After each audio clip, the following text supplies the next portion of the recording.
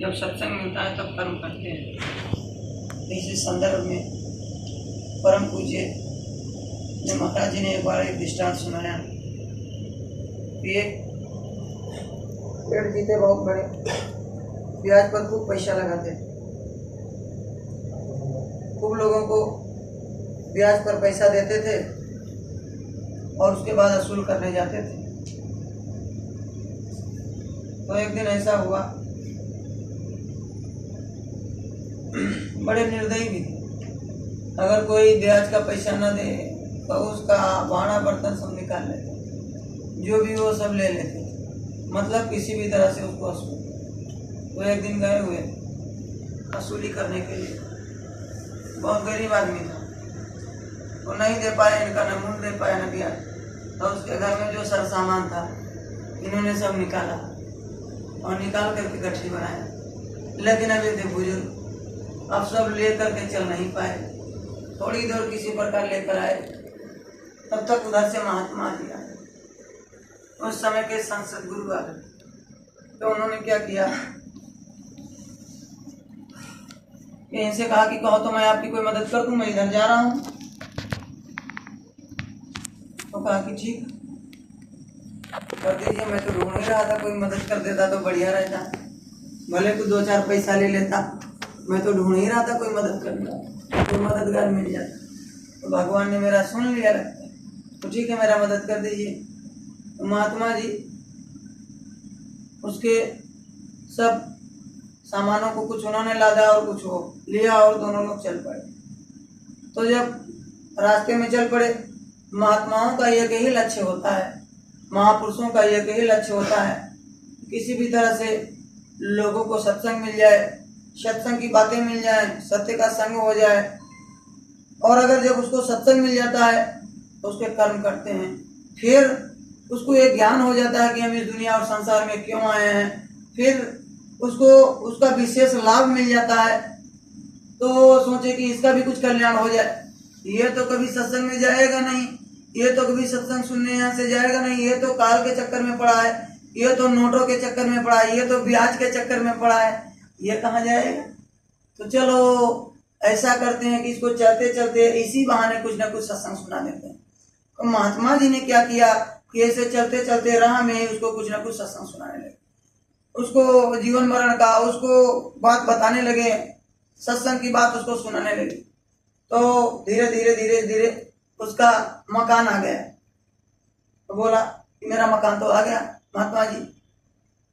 तो बोले कि ठीक है, आपका मकान आ गया तो ठीक है, लेकिन एक बात याद रख, आप जब जाना, देखो मौत सबका आता है, सबको एक दिन मरना पड़ता है। अंतिम में वो बताए कि मृत्यु सबकी आती है, मरना एक दिन सबको पड़ता है। तो तुम्हारी भी मृत्यु आएगी एक दिन, तुमको भी ये दुनिया संसार सब छोड़ करके जाना पड़ेगा। ये जो सब कमा रहे हो, रात दिन इकट्ठा कर रहे हो, जिसका ये सब लाद के रह रहे हो, ये सब एक दिन यही छोड़ करके आपको जाना पड़ेगा। तो जब आप जाना, जब वो यमराज यमदूत आएंगे, यमराज के पास आपको लेकर के जाएंगे, तो आपसे पूछेंगे, 2 बातें पूछेंगे आपसे, क्योंकि आपके जीवन में अभी तक जो आपने किया है, जो भी पाप किया है, जो भी पुण्य किया है, वो दोनों वो हिसाब निकालेगा, दिखाएगा, सब बात वो बताएगा। तो आपके जीवन में तो कोई ऐसा है नहीं कि आपने कोई पुण्य किया हो, आज तक केवल आपने निचोड़ा ही है सबको, आज तक केवल आपने ब्याजी का धन इकट्ठा किया है। तो आपसे वो पूछेगा, जब वहां सुनाएगा तो कहेगा कि आपने इतना पाप किया है तो इसके लिए आपको नरक मिलेगा, और आपने किसी महात्मा का सत्संग सुना था, चलते चलते आपने कुछ सत्संग सुन लिया था, तो बोलो पहले सत्संग का फल भोगोगे कि पहले आपने जो अपने पूरे जीवन में पाप किया है इसका फल भोगोगे। तो आप एक ही बात कह देना कि मैं सत्संग का फल भोगूंगा, मुझको पहले सत्संग वाला फल दे दो।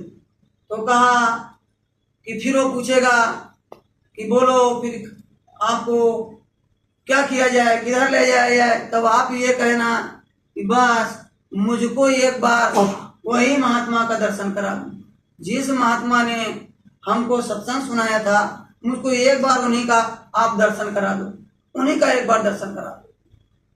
बस ये बात आप केवल करना उससे। तो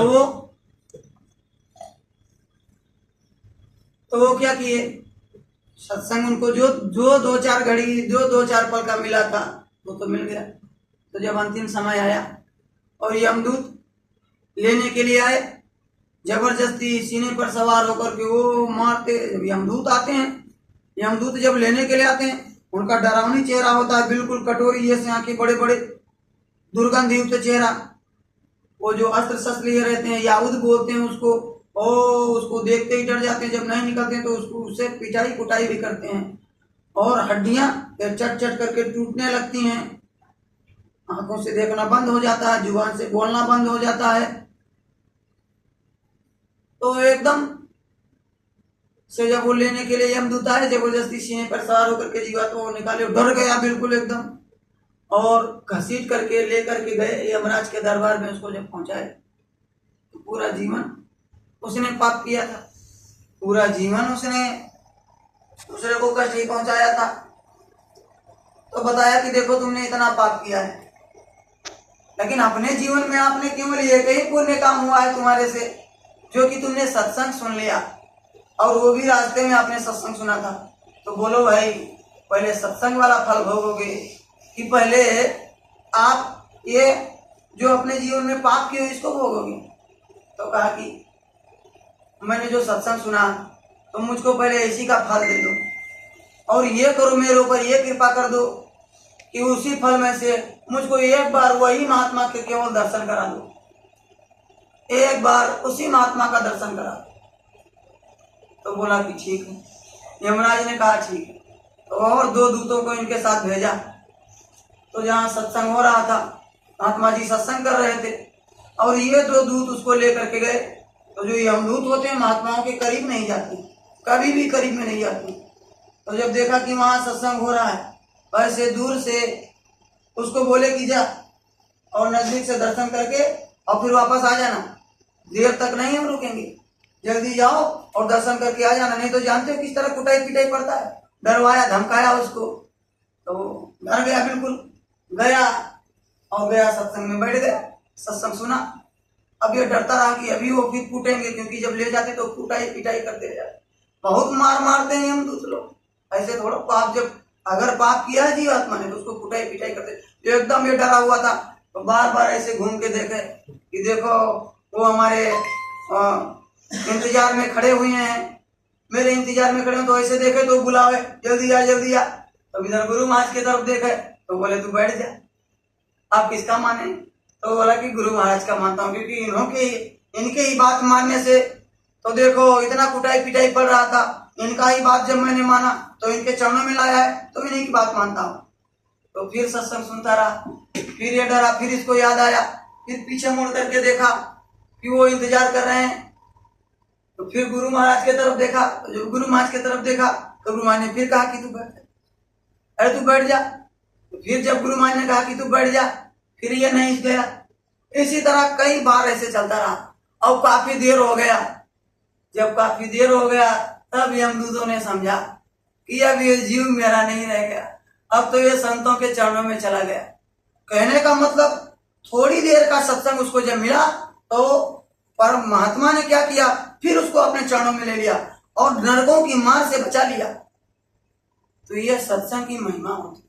इसलिए सत्संग कभी भी हो तो सत्संग में जरूर जाना चाहिए, और सत्संग को बैठ करके बड़ी ध्यान से सुनना चाहिए। बहुत लोग सोचते हैं कि क्या, परम पूज्य महाराज जी बोले एक बार, आज के 2 साल पहले की बात मैं आपको बताता हूँ। दीपावली परम पूज्य महाराज जी बोले कि